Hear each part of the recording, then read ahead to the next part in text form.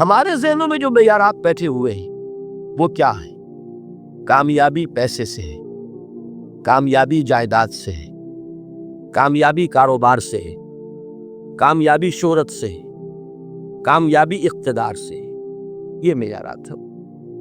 جو جتنا دولت مند اتنا کامیاب، جو جتنا مشہور اتنا کامیاب، جو جتنا پاپولر اتنا کامیاب، جو حکومت پر پہنچ گیا کامیاب، جس نے بڑا کاروبار جما لیا کامیاب، جس نے بہت جائیداد بنا لی کامیاب۔ یہی ہے اصل میں ساری بس کی گانٹھ۔ جو تصور کامیابی کا ہوگا اسی کے مطابق آپ کی بھاگ دوڑ ہوگی، اسی کے لیے جد و جہد ہوگی، اسی کے لیے توانائیاں صرف ہوں گی، اسی کے لیے دن رات کی مشقت ہوگی۔ یہ ہے اصل شے جس کی یہاں نفی ہو رہی ہے۔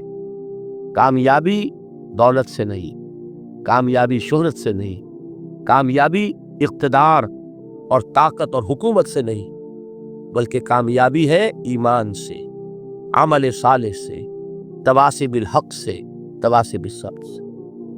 آپ غور کیجئے اس نقطہ نظر کا، اس ایٹیچیوڈ کا، یہ جو مینٹل ایٹیچیوڈ ہے، اس کا بدل جانا ہی انسانی شخصیت کے اندر انقلاب برپا کرے گا۔ اب آپ کا نتیجہ کیا نکلا؟ اگر تو دولت سے کامیابی ہوتی تو قارون بہت کامیاب تھا، اگر حکومت سے کامیابی ہوتی تو فرعون اور نمرود بہت کامیاب تھے۔ کامیابی ان سے نہیں ہے۔ کامیابی انسان دولت میں قارون کی دولت تک پہنچ جائے اور دنیا میں دبدبہ اور اقتدار اور سلطنت اور حکومت کے اعتبار سے وہ نمرود اور فرعون کا مقام حاصل کر لے، وہ ناکام ہے، خائب ہے، خاسر ہے، برباد ہے۔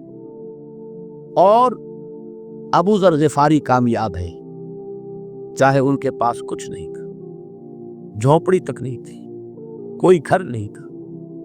حضور نے فرمایا ہے اللہ کے کچھ بندے ایسے ہوتے ہیں جو کسی محفل میں جانا چاہیں تو انہیں اجازت نہ ملے، جو کہیں اگر رشتہ کرنا چاہے کوئی ان سے رشتہ کرنے کو تیار، کہیں کوئی سفارش کرنا چاہے تو ان کی کوئی بات ہی نہ سنے۔ لیکن اللہ کے ہاں ان کا وہ مقام ہے کہ اگر بھولے سے بھی کسی بات پر قسم کھا بیٹھتے تو اللہ ان کی قسم کی لاج رکھتا ہے۔ یہ ہے فرق، یہ جان لیجیے اچھی طرح۔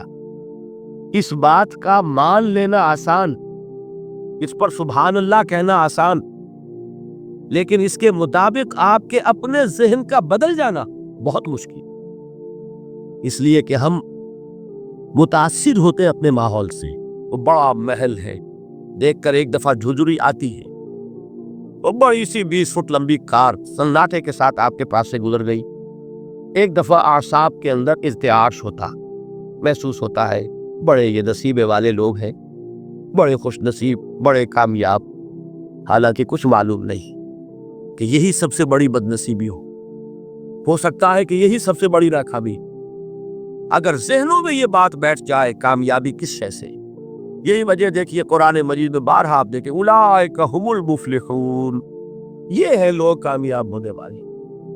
آج ہی آپ نے نماز میں وہ آیات سنی، یا ایھا الذین آمنوا ارکعوا واسجدوا واعبدوا ربکم وافعلوا الخیر لعلکم تفلحون۔ اے ایمان والو، رکوع کرو، سجدہ کرو، اپنے رب کی پرستش اور بندگی کرو اور اچھے کام کرو تاکہ تم کامیاب ہو جاؤ۔ تو کامیابی کن چیزوں سے ہے؟ یہ ہے سب سے بڑا سبق۔ یہ ہمارے دل میں اگر بات بیٹھ جائے، ٹھک جائے، تو زندگی بدل جائے گی، صبح و شام بدل جائیں گے، نقشے بدل جائیں گے، بھاگ دوڑ کا رنگ بدل جائے گا، ویلیو سٹرکچر بدل جائے گا۔ آج وہ ایک چیز نہایت اہم نظر آ رہی ہے، کل نہایت غیر اہم نظر آئے گی۔ جیسے کہ حضور کی حدیث ہے مالی وللدنیا، مجھے تمہاری اس دنیا سے کیا سروکار ہے؟ انما مثلی کراکب استظل تحت شجرۃ ثم راح فترکها، میری مثال تو اس سوار کی سی ہے جو تھوڑی دیر کے لیے ایک درخت کے سائے میں ٹھہرتا ہے سستانے کے لیے، پھر وہ اپنا راستہ لیتا ہے۔ اسے اس درخت سے مستقل تعلق اس کا نہیں ہے، وہ اس کا گھر نہیں، وہ اس کی منزل نہیں۔ اسی طرح یہ دنیا میرا گھر نہیں ہے۔ اب دیکھیے ہم کہتے ہیں انا للہ و انا الیہ راجعون، ہم تو مسافر ہیں، ہم اللہ کے پاس سے آئے، اللہ کی طرف ہمیں لوٹ جانا ہے۔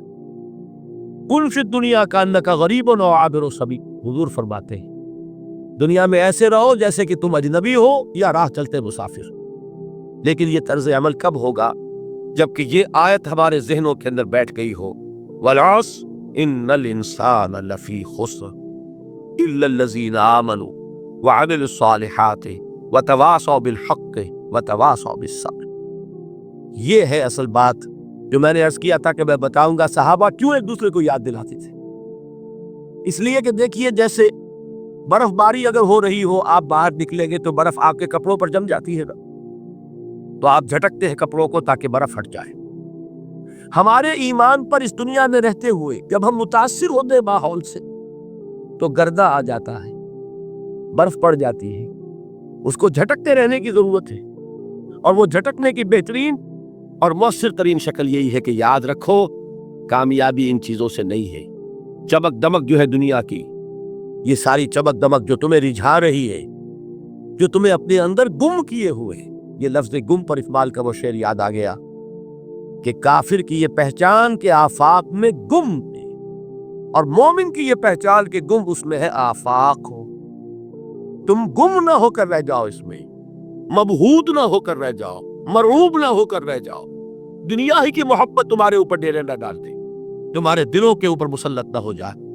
لہذا تازہ کرتے رہا کرو، والعصر ان الانسان لفی خسر الا الذین آمنوا وعملوا الصالحات وتواصوا بالحق وتواصوا بالصبر۔ پھر یاد کر لو، پھر تازہ کر لو اپنے اس یقین کو کہ کامیابی دولت سے نہیں، کامیابی ثروت سے نہیں، کامیابی اقتدار سے نہیں، کامیابی شہرت سے نہیں، کامیابی جائیداد سے نہیں، کامیابی ہے ایمان سے، کامیابی ہے عمل صالح سے، کامیابی ہے تواصی بالحق سے، کامیابی ہے تواصی بالصبر سے۔ یہ چار چیزیں ہیں کہ جو کامیابی کے لوازم